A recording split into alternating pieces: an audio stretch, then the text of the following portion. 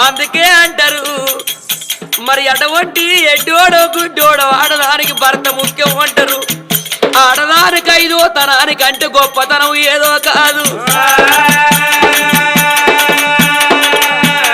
ఆడదానికి ఐదో తనం అంటే భర్త ఉన్నంత సేపే ఆడదాన్ని పెళ్లి కాడికి ప్రబోజనం కాడికి కూరాళ్ళు పట్టే కాడికి ప్రతి శుభకార్యానికి వెళ్తారు గాని భర్త వేలు తెల్లారి ఆడదానికి పసుపు ఇంకొక దూరం ఎత్తరయ్యా.